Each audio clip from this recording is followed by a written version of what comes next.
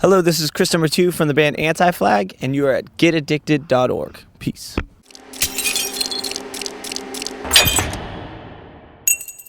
Yeah, I mean, I think that there are some interesting correlations between our newest record, The People Are the Gun, and earlier Anti-Flag records. I think the first and foremost, and probably the biggest parallel between them, is the fact that A New Kind of Army, our second record, Die for the Government, our first record, The Terror State, those three records and People Are the Gun share the same birth city. We recorded them in Pittsburgh, Pennsylvania, in our hometown, and essentially we recorded them ourselves. We didn't have producers. We didn't have a big studio budget. It was just the four of us writing and learning and writing our agenda down to music, and going home to our own beds, not being in a really foreign place. And I think that that's where some of the optimism on those records comes from.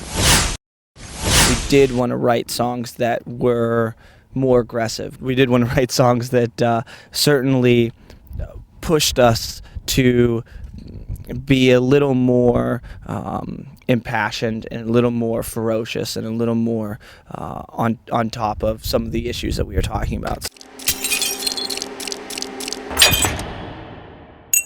Interestingly enough, I don't think that there are any moments on any Anti-Flag record that I would want to run away from and never have exist. I think that that's the cool thing about records is, and especially the cool thing about being in a band, is you get to try new things, you get to throw them out there, and then you get to move on. I think that we're lucky enough that we actually do really enjoy our songs and we enjoy the band, and there's really no song that I would not play.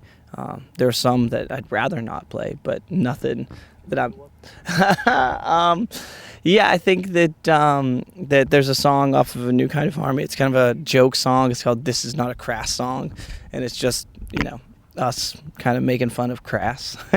And, that song's silly. I'd rather play something a little more, something that I'm a little more passionate about than, a joke about Crass.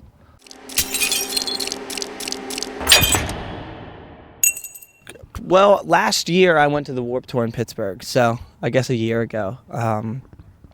But it's a very different festival than the European festivals. I mean, it's just one afternoon. It's like it starts at noon and it's over at 8 p.m. It's a little more Americanized, and it's sensory overload. You get 30 minutes of each band and then they go away. So that one I can handle. I'm always in awe of your ability to sleep in a tent for 3 days. Like, I don't know. It seems so crazy to me. But today we'll play. We're on the last day of this festival, and there'll be an immense amount of people, and they'll still be excited and still be energized about music. And that's one of the things that I really look at with a bit of jealousy that we don't have. We don't have in America.